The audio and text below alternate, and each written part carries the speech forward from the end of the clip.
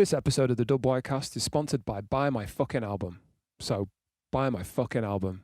www.exp.uk. Nice one.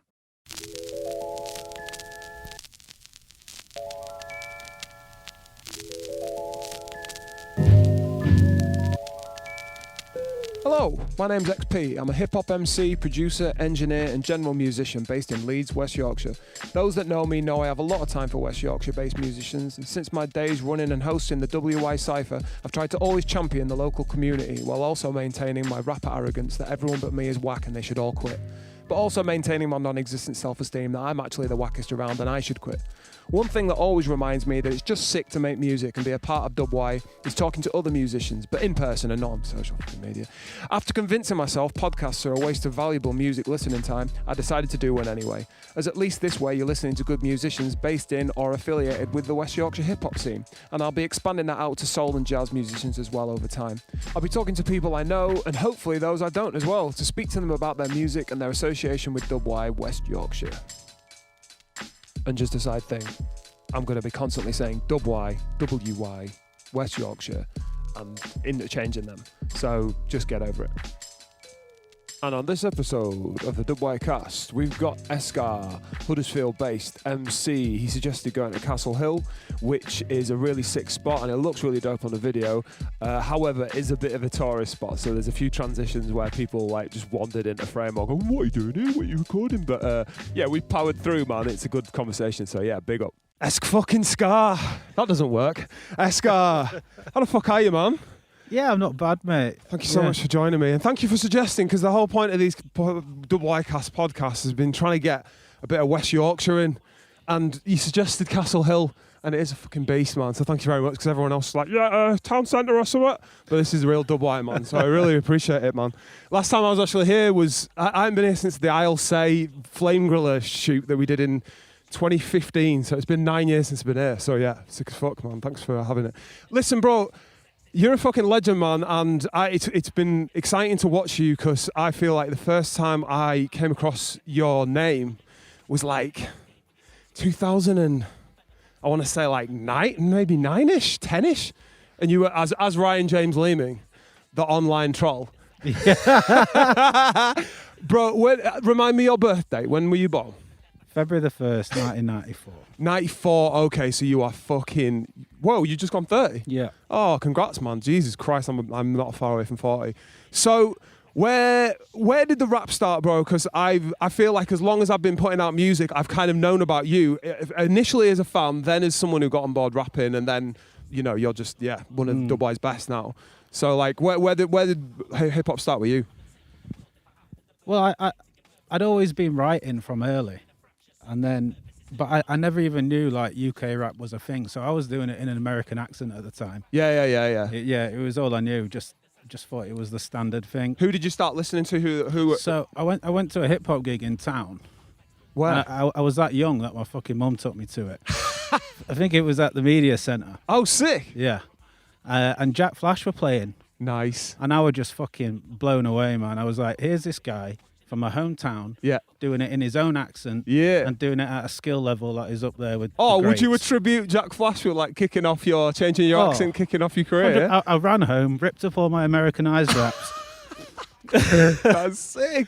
And then obviously from being a fan of him, I got to know about all the UK legends and loads of heads in the scene. Yeah. This was back in the MySpace music days as well, so I found a lot of your shit, a lot of Luna's shit. Yeah. Started going to a hip hop night called Beats and Pieces. Shouts Mega Mouth. Got to know everyone in the scene from that, and it was just the most inspiring time of my life, to be honest. Like, I'd never come across a music genre before that I felt so relatable with. Okay, so you were a kid of what age when you started writing your raps? Were you like super young? Yeah, 15, 14.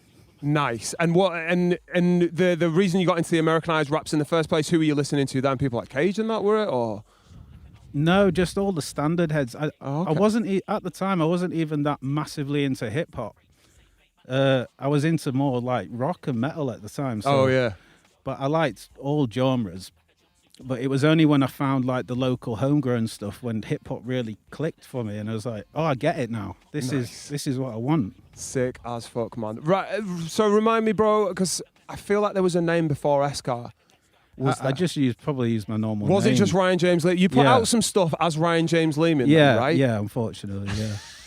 Is that all been deleted off the internet? Oh, of course, I don't really remember any of it. I'm trying to... That said, because we've sort of fast forward and we've been recording your most recent album, Thy Flesh Consumed, out soonish, or now, depending on when the podcast's out. And you refer, the first or second track is over an Ill-Ass beat of Shedman fame, and you're almost referencing back to the first time you rapped on that beat and first time you bought that off him. Would that have been under Ryan James Leeming when you did that? Or? No, that was early Eskar. Yeah, first time I went as Eskar. Yeah. Nice. And yeah, just a dope hark back to like, because a lot of the bars in that, without giving away too much before the album's out, are like really negative about yourself, like looking back and almost like, ugh, that prick from back then, which is how I feel sometimes about myself. Like it's almost that cringe factor. Do you attribute any sort of positivity to that time of your life? Yeah, I think it's more like I was so young and naive and full of hope and ambition and fucking dreams. What were the dreams back then? Were you like, I'm going to be a rapper, I'm going to fucking make it? No, I just wanted to have fun with it, man. I found this scene where I felt I belonged in, and I just wanted to, bust my way through the door in it. Yeah. But I think I was, I obviously hadn't developed my skills at the time, and it just wasn't good enough, man. Yeah? In your opinion at the time when you were putting it out, were you like, this is sick? And then your opinion definitely changed. Yeah, it's funny how that happens, isn't it? Were people buzzing off it at the time, or...? No, I don't think so. I probably built it up in my head like, oh, I'm the greatest MC ever. These guys love it. I think you've got. I think there's a sort of element where you have to be like that, innit? Yeah. No one's gonna listen to a rapper who's like, no, well, not very good really at what I do. Yeah. Yeah. So, right, that's what I was going to ask then. Eskar, where the fuck did that come from? What's that? Because that isn't even a derivation of Ryan James Leeming or anything. No, I used to do like downhill mountain biking, but I could never afford like a decent bike or anything like that. So I had this old shitty rundown bike with these tyres that had no tread on whatsoever. They were just worn to the fucking brim. So I'd turn up to local downhill track, skidding and crashing all over the place. And the make of these tyres were called Eskar tyres. Huh. So all the fucking... Spelt the same? Yeah. So all the fucking local bikers just started taking piss out of me and then just called me Eskar once. No way. Yeah. That's such a sick reason, man. Yeah. You still do downhill biking? Every now and again, man. Nice, sick. So I don't quite understand your involvement with the record label Nuke Fam, which sort of appeared, felt like 2018, 2019. Was it just before lockdown when you guys sort of all put your heads together? Yeah. What was it? Are you like co-founder of that? Or how did that come about? Well, we used to be a collective called Nuclear Family, which was myself, Mickey Swags, DJ Blend, and DJ Fader. Yeah. So we were going around doing gigs in the UK and gaining quite a bit of momentum doing them. They were going down really fucking well. Yeah. So just as, the traction was coming along and we were making a name for ourselves, fucking COVID and lockdown came in. All of a sudden we couldn't fucking do gigs no more. So then it just kind of evolved into a label just to keep that momentum going and do a little bit for the scene and get some music out. How's that gone for you? It's tough as fuck doing a label, I reckon. It's fucking horrible. Talk to me about the horrible, man. Yeah, Why is it horrible? But I can't speak on behalf of the other lads. Hopefully you can get them on at some point. Yeah, I'd like to. But for me, I grew up very much influenced by yourself with Synoptic and Bane with Don't Talk to Strangers, which I think at the time were probably the two main pillars of West Yorkshire hip-hop. So I've always had that in me where I've wanted to do my bit and kind of emulate what you guys did. Yeah, word. Sick. You said it was horrible. What's the reason? Well, what's your uphill struggle with it? What's the Probably just the fact that nobody fucking likes hip-hop anymore. Yeah, that's an interesting one, man. Let's get into that, because you allude to that on a couple of tracks as well on the album as well, where it's like there isn't really anyone even into hip-hop anymore. What is that true, do you think? Because like there's some rap artists still filling places out, man. And I think it's not like you're keeping in that, because I think that 90s boom bap has its place but isn't necessarily massively followed, while there's like, I guess Loyal Khan's probably like the biggest name in the UK for doing it, where it's just that he isn't really on trap or anything like that. And there's obviously big audiences for that kind of thing. Otherwise, it does seem like it's kind of suffering and almost being, it's almost, you know, like people who I bird watch, you know, people who are bird watchers or train spotters, it's just like, oh, you do a bit of boom bap, well, that's nice. Yeah. Do you know what I mean? Yeah. And there ain't as much listenership for it anymore. Or is it just harder to get to them? You're asking the wrong dude, man. You run a label, bro. I fucked mine off when it got hard. No, I'm just plodding along with it, putting stuff out when I can. But it's obviously a massive hit on finances. Yeah. And just trying to get that interest and that brand up. What have you done to get the brand? Because you did stuff like you put Chillsmith's single out, who's not specifically on Nuke Fam, but it's like a good platform to put out different artists. And I thought that like did that not do really well for you? Like, it went incredible, yeah. And if you put in money into like the artists and the production and stuff like that, is there scope to put money into the, like advertising and trying to get it out there more? Yeah, 100%. But it's getting that first initial bit of success to get the ball rolling into it. I suppose so. And you know, we're finding a real struggle trying to find new artists to get on the label at the moment. Oh, really? Yeah, I haven't found many people I've come across that I think are worthy of being on it. But what are you? And when you say being on it, would that be like an album deal kind of thing, or is that a single deal like Chill's had or whatever? Yeah, well, yeah, we'd start it off small, single, then an EP, then an album. Yeah. But we want it to benefit everyone, not just us, man. Do you know what I mean? Of course. And the scene as well, man. Yeah, exactly.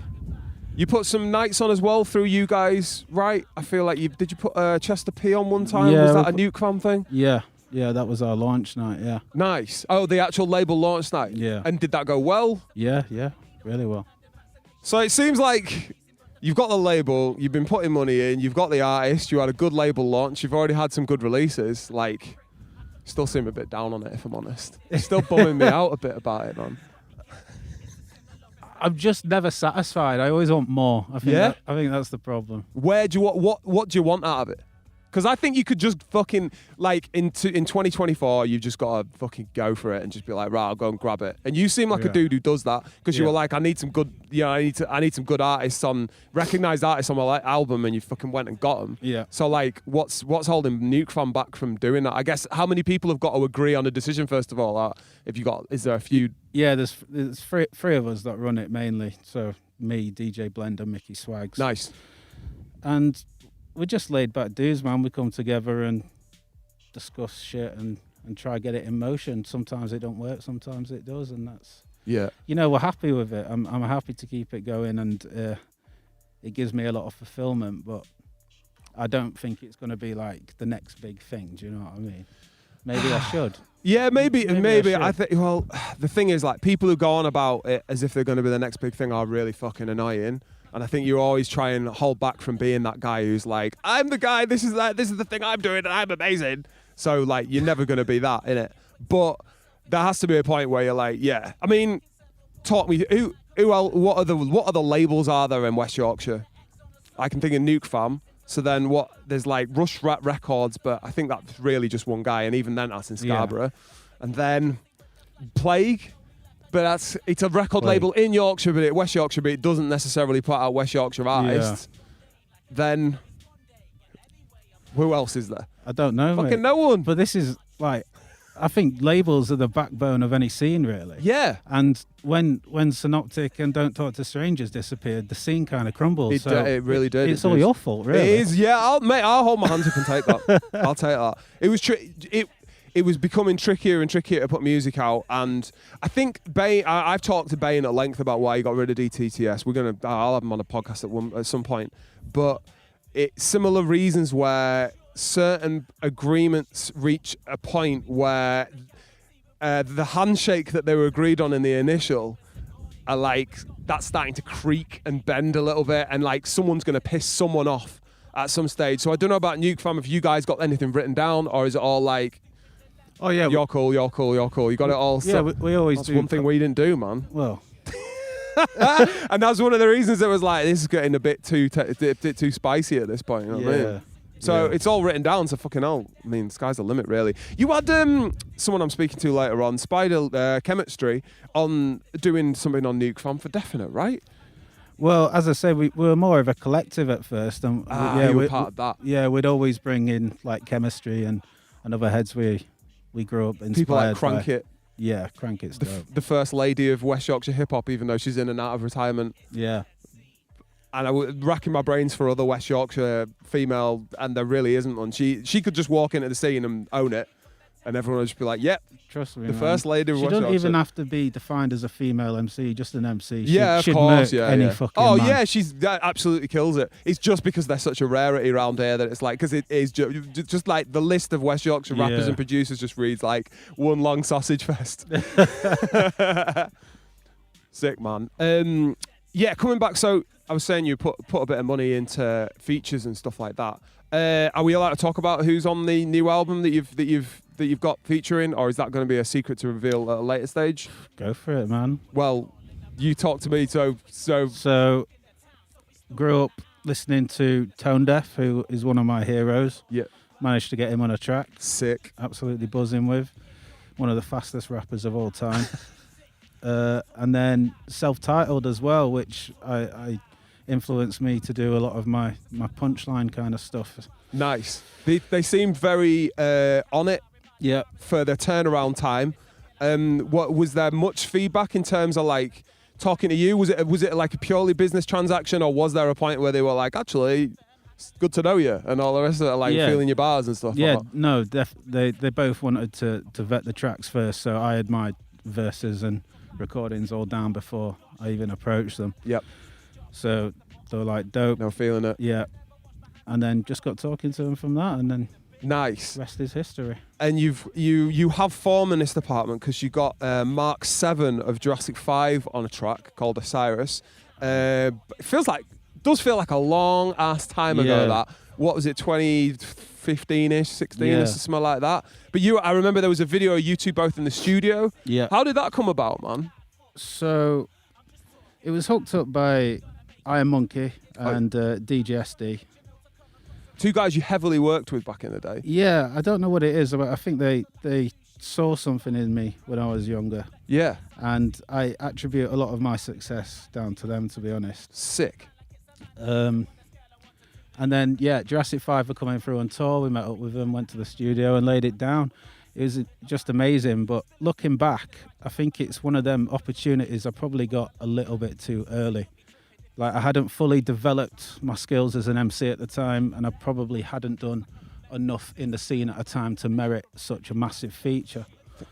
But at the same time, having that opportunity, that was the one point where I said, right, this is more than a fucking hobby now. I need to take this a little bit more seriously and push this a bit further. So it was that moment that made me think, I can run with this rap shit a little bit longer. It's a fantastic springboard, regardless of where you were in your life, like, and you're MCing, because like people, I don't know, it kind of puts you on the map a bit when like someone co-signs you like he did, kind of thing. Yeah. And indeed, I was going to talk about EssDee and IRNMNKY actually, because you're right. There did seem to be a transition point where you were not rapping as much, and then suddenly doing a lot, and it seemed like EssDee and IRNMNKY were like pushing you in front of every opportunity going. How did you meet? Let's start with EssDee first of all. And are you still chill with him now? Yeah, so I did an album with, it's called Chewy B at the time. I think it's Il Flatante now. Oh, word, yeah. And then I just dashed a CD to DJ EssDee at one point. He listened to it, and he was like the first guy to come back to me with proper constructive criticism, saying, sick. I think you've actually onto something here, but you could do this better. So, we linked up from that point and been boys ever since. Nice. You still chill together now, yeah? Yeah. I hadn't heard from the guy in a while, so he was quite prevalent in the West Yorkshire hip-hop scene, certainly from a chatting perspective, but definitely he was DJing all the time, knew a lot of DJs that came into town, and was very vocal about, like, the scene and stuff. And maybe it's just through the fact that I'm not on Facebook anymore, or that he just left Facebook, but he just sort of disappeared into the distance, and haven't heard from the guy in years. And I remember there was a time, one of my favourite times, where he went on a long rant about like why rappers wouldn't get any publicity and drew a picture on Facebook. It was hilarious, but like there was an anger to the point, and I got exactly what he was doing. Is he still like DJing and stuff and offering advice? I think he started DJing again. Sick. Yeah, he's still raged. He still goes off on his tangents. God knows, man. Okay, and you need to get him on. I do want to chat to EssDee. I'd like to chat to IRNMNKY as well while I'm at it. Now, I've actually met EssDee a couple of times and, you know, chilled with him and all the rest of it. As far as I'm concerned with IRNMNKY, the guy may as well not exist. I've never seen him in public. I've no idea what his real name is. I've no idea what he looks like. I don't know where he's from. But it's a name that I've heard through, as long as I've been rapping. Like, it's a name that's usually doing like production and doing remixes and stuff like that. Always sick, always tight as fuck. I know in New Ejects and stuff. Where did you meet him then? Like, is he a Hud's head? Yeah, I met him through Sam. I believe him and Sam used to be in a band together. Right. So Sam put me onto his production, and then we got talking. And yeah, he's an elusive figure, man. But he's a fucking genius. Yeah. Were there any IRNMNKY tracks on this album? Yeah. Because you've rapped on a lot. Yeah, he produced the track we did with Self-Titled. And then mixed and mastered the lot, right? Yeah, he's mastered the whole album. Mastered the whole. Because I do a mix up to a point and then send it over to you, and it seemed like, because you'll be in my studio, we'll do as much mixing as you can, and then you'll say a few tweaks and I'll send them over in whatever amount of time that'll be. Sometimes fast, sometimes slow. But as soon as I'd sent them, it seemed like 6 hours later or a day later, IRNMNKY had done his bit with them. Is he just like waiting to take them and go? Or is he just eager to get the project done, or just? He's just a genius. Just a genius. Yeah, he could just sit there and bosh stuff out to the highest of quality in no time at all. I think he just lives for the shit, man. Nice. Fucking hell, and rates the hell out of you to be doing that at that level, innit? Like, it's good to have. I think like sometimes when I'm down, I think you're similar to me in that you're probably down on yourself or like wanting more, like whatever level you get to, you're like, I want more. Yeah. And sometimes the stuff that brings me around to like feel positive about stuff is like having dudes in my corner where I'm like, well, yeah, but they're fucking with me and they're dope. Do you know what I mean? Or they're working with me and they're great or whatever. And it feels like, I'd say, IRNMNKY's definitely one of them where it's like, the guy doesn't need to be fucking around with someone who's whack and not working. He's working with someone who's fucking sick and hard working, you know what I mean? And like, it's got to make you feel like, yeah, man, the guy's co-signing me. Fucking cool, man. Live shows and shit. I feel like you haven't been on stage for a while. There was a time when you were always at Parish and getting on a hip hop set there. Yeah. Has it been a while, or and you've just been biding your time, waiting for a good opportunity rather than just getting on a mic? Yeah, exactly, man. I'm getting too old, man. You're fucking just 30. I don't feel it. I don't feel it. But no, I'm at an age now where I value myself too much to be doing shows for free. And Word. You know, if a promoter wants to come through and pay me a little bit, I'm there. Word. It's hard though, isn't it? Yeah, and I'll happily do free shows for mates who are putting on events and things like that. Yeah. But yeah, aside from that, I ain't going to do it anymore. I don't have anything to prove anymore. I've done enough in the past. Yeah, yeah. You saying you were going as Nuclear Family? You were going up and down the country. What was the reception like, and what sort of areas were you traversing in? Because this is something I've been talking to other rappers about. I think like smashing in your own back doors, like all right, smashing it in Huddersfield, Leeds, whatever. All right, but it's the test is, can you go to Manchester, rock a set, get some extra fans? Where were you going, and how was the reception? 100%, man. I can't even remember now. All over. Our latest one was just after lockdown when we went down to London for the Them album launch. Okay. And reception was incredible. Yeah. As well, yeah. Was that like? Yeah, I don't think we've ever done sets better than what we did as a collective. Would you? Is that? Was it someone you could? Oh, I suppose it was someone else's. You were jumping on someone else's vibe at that point and sort of supporting that. They'd set up the audience and stuff like that. Yeah. That's always the best way to do it. But then you kind of got to return the favor if you're getting on all stuff like that. Or these days, pay on to support bigger album launches and stuff like that. Yeah, exactly. Like, I feel like the opportunities are there. I'm still trying to figure it out myself at the moment because, like, I do feel like as a rapper. And I mean, you fucking talk about being old, but I'm like at a stage where like I ain't doing a free set, and I'm barely doing a set. It better be worth my while, sort of thing. Yeah. Because I'm old and like, and I want it to be good, and I feel like I paid my dues and all the rest of it.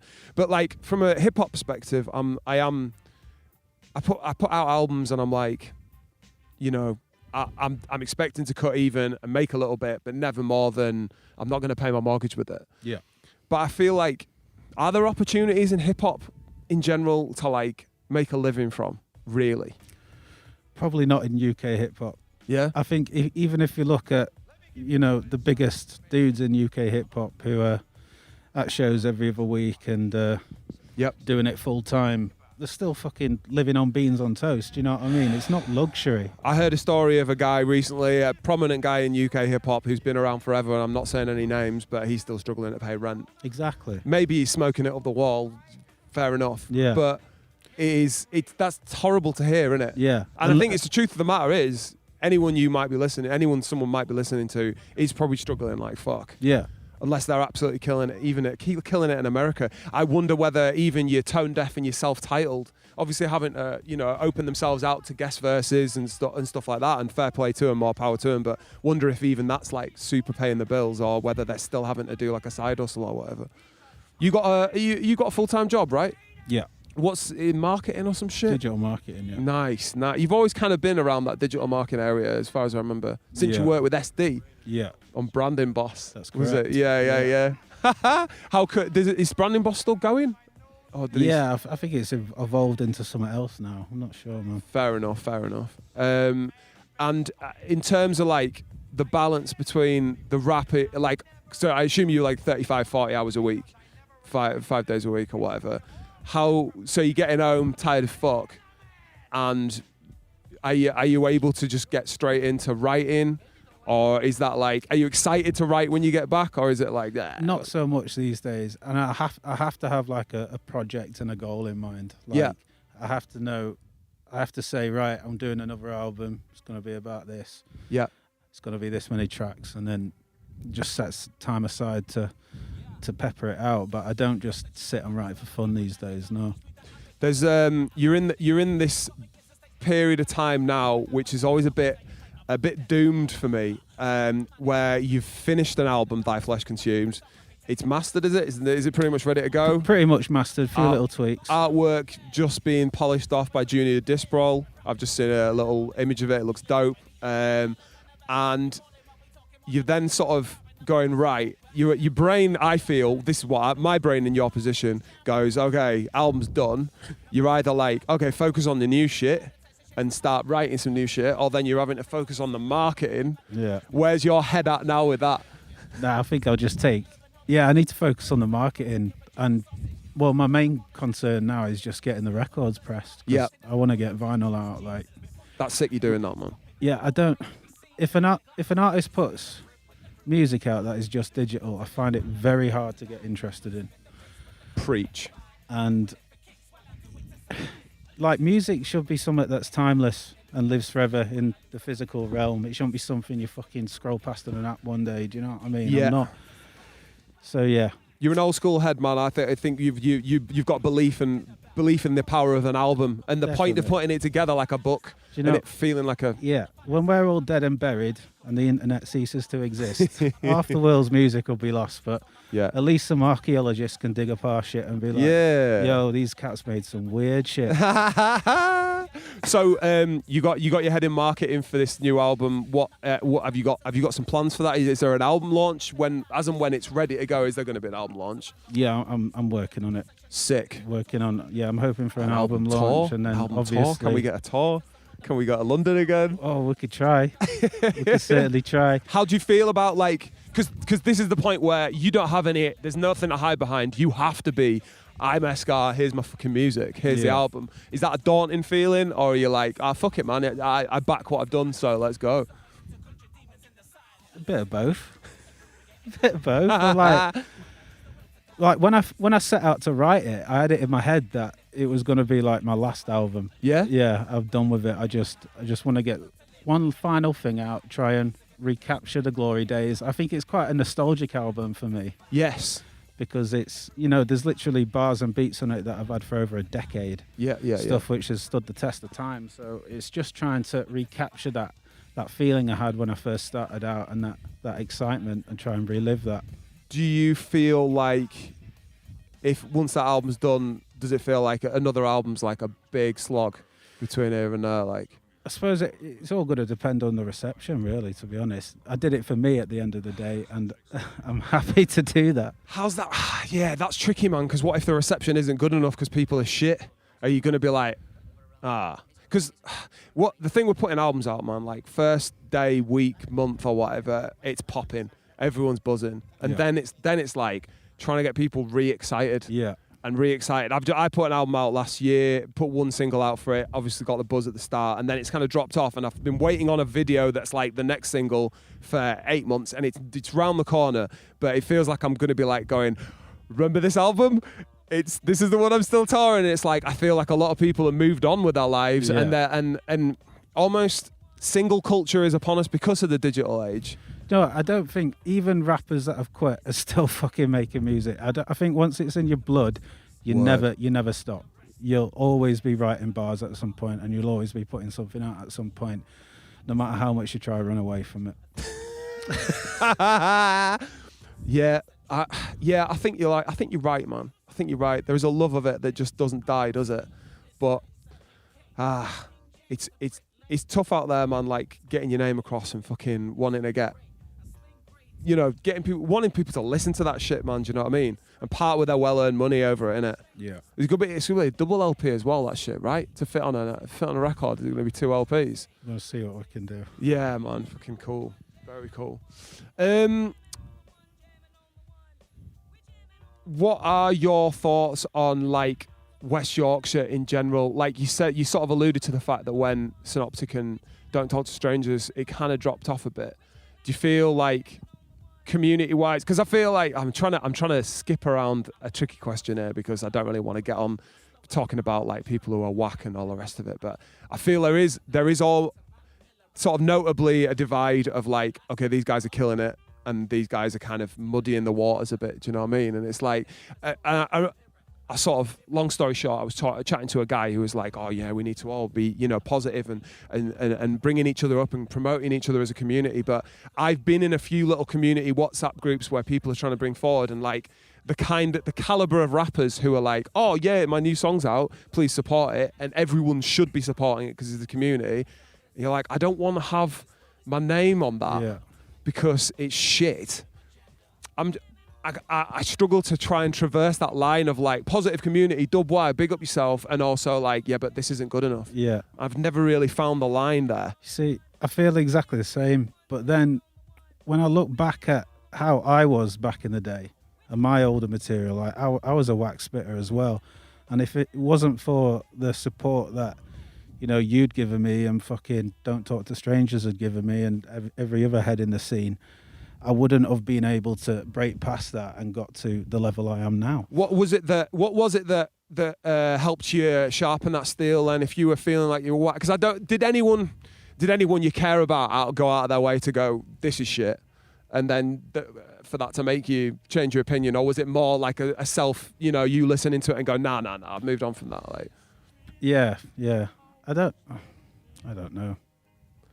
I'm just thinking like, how do we feed back to these people who are shit and kind of fucking it up without like breaking their little hearts? There's a bar that in that LS one where you're like tears stream down both eyes or whatever, where you're talking about like people not feeling it or whatever at the time. But it is important for people to know that shit isn't good. But then at the same time, it's important that they go, I don't give a fuck about what anyone thinks, because they'll get where they need to get to. Exactly, man. You need to break down to break through. Defo. You got has the record label got a studio then? Because I was honoured that you came through at my studio, Dubwise Studios in Leeds, to record there. But I feel like I've seen shots of like you guys all in a nice looking studio environment, like. Yeah, we've got a decent studio at DJ Blend's house. Again, the reason wanting to come through to you because it's such a nostalgic project for me. I wanted to recapture how it was back in the day when I was recording with you as a teenager. Yeah. Nice, fucking cool, man. Well, I appreciated that, man, a lot. It was good to have you on board. It was a good session. And because people come through and record 1 or 2 tracks, but like to be trusted with a full project, full album, man, it's always like, shit, man. So yeah, it meant a lot, and it sounds fucking sick. So I'm really looking forward to the what people think about it when it comes out, man. Because there's a lot of there's a kind of mix of genres. I'm trying to think where like at what point you were always on that kind of faster paced rap, but you were kind of on like rock rap. If you ever went that direction, but there's 1 or 2 bits of trap in there as well. Is that always? Are you kind of a fan of every genre? Are you a fan of like grime and garage and what's? I like a little bit of everything, to be honest. Most people tell me I'm better on the 140 shit, and I should just stick to grime and trap. But is it? Yeah, hip hop's where my heart is, man. So, yeah, I'd rather put out something that's close to my heart and everyone else thinks is whack than something incredible that I'm not that arsed about. Right. Do you know what I mean? Yeah, you do right, man. I think that's one reason I don't get along with 140 stuff too much is because even as an MC that I am, and having a better ear than most for lyrics, at 140 I can't really tell.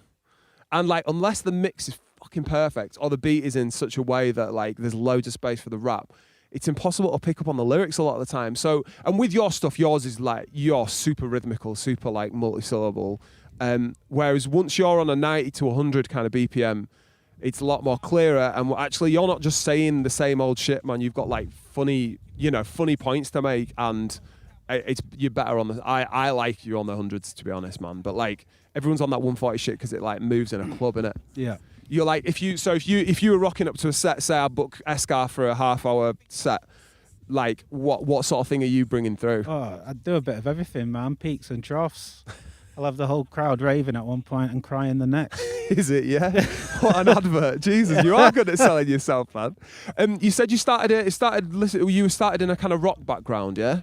What sort of? I was always into metal and rock, yeah. Have you ever rapped with a rock band or all? No, there was one point where we were trying to set up a band with Crank It. Oh yeah. When I was very young. Oh, at that time. We did about 4 rehearsal sessions and gave up. Oh, that's a shame. Did it feel good to be like on over guitars and shit like that, or did it feel like natural? Or yeah, I love that shit. Yeah, I've done a few metal songs in the past. Nice. Beat wise, like. Dream beat makers, really. If you could pay, because like you're not shy of like opening your wallet for the right artist to work with the right artist. I invest in all my projects. Yeah, and damn right as well, man. You wear it on your chest, innit? So, but beat maker wise, what is there anyone you're like? I'd love to get a beat from them, and like that's your vibe, and you'd murder the beat, like UK or worldwide. I don't know, mate. There's too many to mention, really. I like so many different producers and so much different weird shit. Like, my taste is different to most people's, I'd say. Yeah. What was going to ask you about? I was going to say, how you go about your writing? Because I've been trying to talk to rappers in general about how they're sort of starting out when they write a verse or whatever. Do you get a beat first, or is it something that like you've got ideas already for verses, or how'd you go about writing your verses basically? There's my question. Yeah, I've normally got a list of ideas from loads of different sources and then just kind of mash it all together. It's hard to say really. I've always been more attracted to like the wordplay and the punchline aspect of hip hop. I've always hated that phrase of keep hip hop real as well. Have you? Yeah, fucking keep it surreal. Fuck that. I think there's a bit of both to that though, isn't it?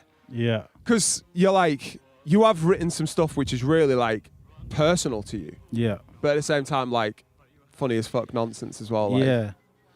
But for me, the older I'm getting, the more I really want to write like emotional tracks with meaning. Yeah. But if you ask me to write a verse full of nastiness and punchlines, I could knock that out in 10 minutes. If you asked me to write something deep and with meaning, I'll be procrastinating over it for weeks. What I've got a newfound respect for artists like yourself who make music like that, because I think it's so much harder. I actually find it loads easier, and it's funny you say that, because I'm the exact opposite of that. If you ask me to write, and I have been asked to write just some bars, you know what I mean? Or like a collaborative track where there's verse, and can you chuck a verse in here? And it's like, oh, these guys are all saying how great they are, and I'm like trying to jump on a track. And indeed, every time I've ever jumped on a track to tell people how great I am, I've ended up like not going down that direction. Yeah. Because I find like whatever you're feeling is easier to get across. But that said, I think your content stuff's wicked. But like your funny stuff is dope as well. So that's just quick. That's just a quick few ideas, is it? And got and done in a lot of the cases. You know, I like to think of music as quite cinematic. So for me, in the same way, the best films are full of drugs, sex, and violence, exaggerated to the point where it's so far removed from reality that it's its own commodity. Stupid. Yeah. Yeah. And I think a lot of the best music is like that as well. You know, sometimes I don't want to hear about how you fucking found Jesus and you became a better dad. I want to just hear your hardest bars. That is, I was something I was talking to Precinct Phantom about, and fundamentally it is like most people, and I get it, most people just want to disappear off in it. And it's why gangster rap, I mean, people have got their theory about why hip-hop suddenly changed to gangster rap 92, 93 and went that way. But people want to know the story, man. People want to know the bad guy thing. I remember there was this... what is it? The Star Wars theory where like all the toys that got sold were Darth Vader. Even at the time they were putting those things out, and it's like, because everyone loves the bad guy, man. No one wants a Luke Skywalker. They want the badass, man. You know what I mean? And people want to follow that through, man. Yeah. Does the best reception you get from your, you know, surreal bars? I think that's what I'm known for. I think that's what I've built a fan base for. But at the same time, I think the deeper stuff is probably connects with people more. Like, if you ever look at people who get like tattoos of lyrics, it's never for a fucking punchline, is it? It's always for something deep and meaningful. So yeah, some people. I think that's what matters more. In terms of like fan retention, have you found yourself managing to like build your own fan base, or do you not really think about it like that? I don't really think too much about it these days. I've got a small fan base, but they're loyal. And, you know, I'd rather have like 10 fans who want to buy my shit than 10,000 fans with one person buying my shit. Yeah. Do you know what I mean? Fair enough. What's like, when you like look back on a career that spanned like, how long have you been rapping now? Best part of 10 years. Too long. Too long. I know that feeling. What's like, when you look back and go, well, that was sick. What's the proudest thing you've like achieved with it? I don't know, because it's constantly evolving. Like, you know, at first it would have been something as simple as just getting a CD out. I thought that was the pinnacle of being an artist. Yeah. And it obviously evolved to cassette, vinyl, doing gigs, doing festivals, and then the Mark 7 thing, and then now this latest album with my... Will this latest album be your like proudest achievement? Oh yeah, 100%. It's the definitive Eskar experience. Yeah. Nice. Sick, man. Well, fuck it, man. We're all looking forward to it. We can't wait for it to come out. It's gonna be dope as fuck. So I'm gonna call a conclusion to it there, man. If that's all good with you. Yep. But it's been really good to have you, man. You too, man. Thanks so much for coming on. Thank you very much. So that was Eskar. Big up to him for coming through, suggested a 6th spot. Thy Flesh Consumed, the album is coming very soon, or it might already be out. Go check him out. Until next time.